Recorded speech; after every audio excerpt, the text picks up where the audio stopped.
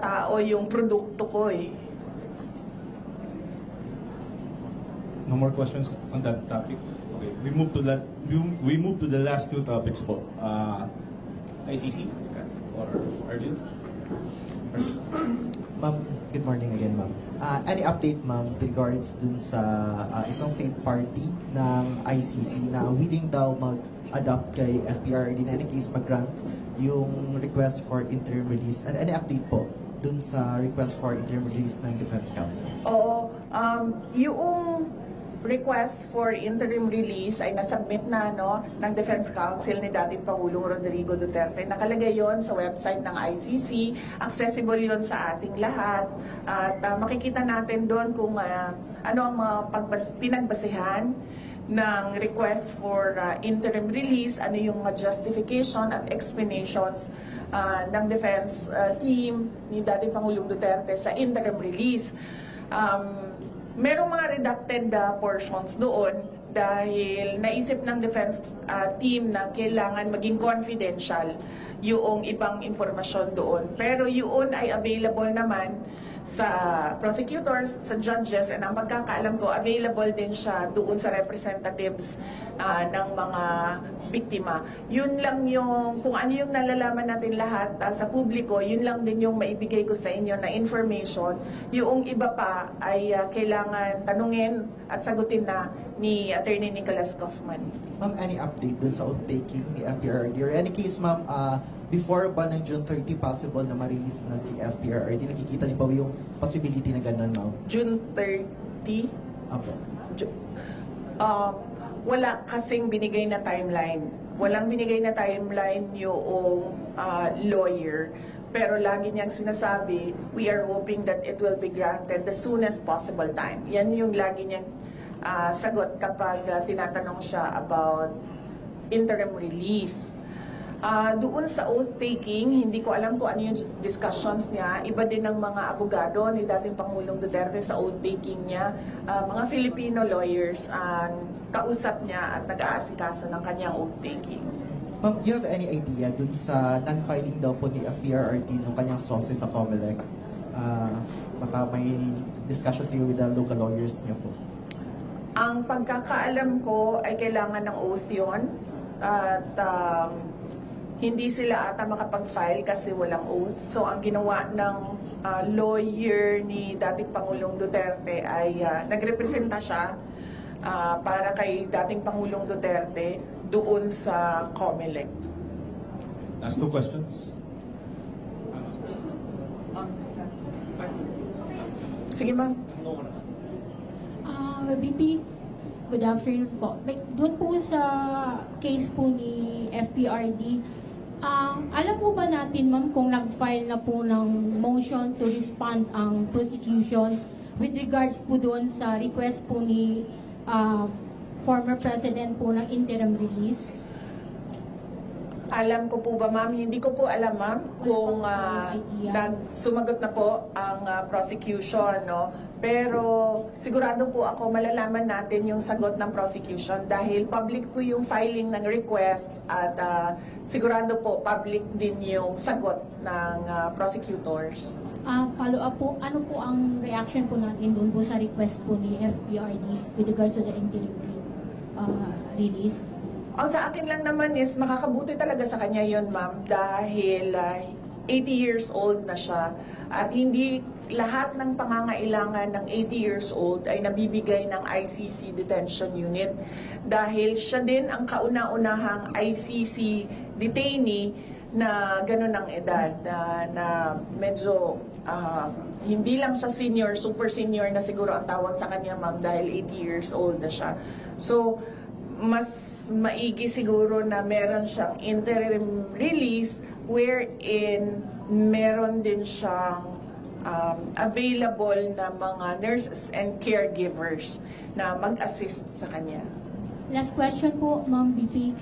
Meron po kasi lumabas na parang statement o balita quoting FPRD na parang hindi siya interesado dun sa oath-taking o yung gagampanan yung kanyang role bilang mayor ng ano. Nag-react po si Attorney Conti, sinabi po niya hindi daw po siya naniniwala na hindi interesado si Pangulong Duterte na umupo bilang, ano pong masasabi po natin dyan ma'am, sa comment ni Attorney Conti? Ang Conti malapit na sa Castro, no? Papunta na siya doon. Magkamali ka lang ng spelling, Castro na yung Conti na yan eh. Hindi ko alam ma'am bakit hindi siya naniniwala, pero kasi hanggang ngayon wala pang oath si dating Pangulong Duterte, no? So hindi pa namin alam dito sa Davao City kung mag-oath ba ang pinili namin na mayor ng Davao City. So on that note, yun lang ang pinagbabasehan namin. Sa ngayon, hindi siya uupo kasi wala pa siyang oath. Antayin natin siguro until June 30 kung may oath o wala si dating Pangulong Duterte. Next question, Ms. Ruth. Thank you, sir. VP, nagkausap naman kayo ni Attorney Guanzon. Kasi parang sa mga post kasi niya, Opo. she's very willing to act as your spokesperson. Yes, oo. Nag-comment na rin ako na nagpapasalamat ako sa pagtulong at suporta ni Attorney Rowena Guanzon. Pero sa ngayon kasi kung napansin niyo, walang spokesperson ng Office of the Vice President o kahit ako man. Kaya hindi ko rin masagot yung tanong about sa spokesperson dahil matagal na kami walang spokesperson at hindi na papag-usapan sa Office of the Vice President ang magkaroon ng spokesperson. Thank you, ma'am. Second po, si Mayor Baste, inappoint siya as president ng PDP Laban. Napag-usapan ba sa family, VP? Hindi. Ngayon ko lang, actually kanina pagbigay sa akin ni JC ng information, doon ko lang nalaman na inappoint siya as acting president ng PDP Laban. At hindi kasi ako member din hanggang ngayon ng PDP Laban, kaya hindi ako makakomment kung ano yung desisyon ng partido with regard to their internal matters. Are you expecting, upon Baste's assumption as acting president ng PDP, are you expecting that she will invite you as part of the PDP? Matagal na ako in-invite, ma'am, sa PDP na nandito pa si dating Pangulong Rodrigo Duterte. Last year, July, nung nag-resign ako sa Department of Education, inimbita na ako ni dating Pangulong Duterte. At sinabi ko sa kanya na pag-iisipan ko, pero hanggang ngayon wala pa akong decision, ma'am. Mainly because nakita niyo naman yung nangyari sa akin, ma'am, di ba, no? So, parang ayaw ko nakausap yung mga politiko. Lalong-lalo na pag magkasama kami sa isang grupo. So, wala naman, I have nothing against everyone. In general lang, sa akin. At mas gusto ko yung ganito ako, yung sinasabi ko lagi na I'm single and ready to mingle in terms of politics. Kesa sa yung nakatali ka sa loob ng isang grupo. So, hanggang ngayon, ma'am, wala pa akong desisyon kung papasok ako ng PDP. Last question, Kat. Ma'am, take us through the process lang nung pag-select nung third country that will host former President Duterte should the interim release be given. Ano po yung considerations na tinake for you to pick which country? Hindi ko alam eh.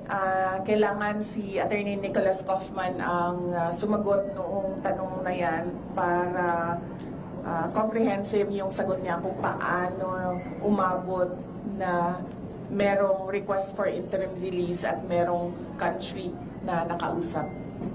Ano po ba yun? Parang binigyan ng choices yung family or may isang choice lang po?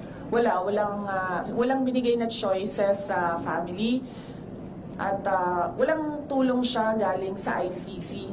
Lahat ito ay tulong lang galing sa grupo ni dating Pangulong Rodrigo Duterte. Okay, thank you, ma'am. Thank you. So, yes.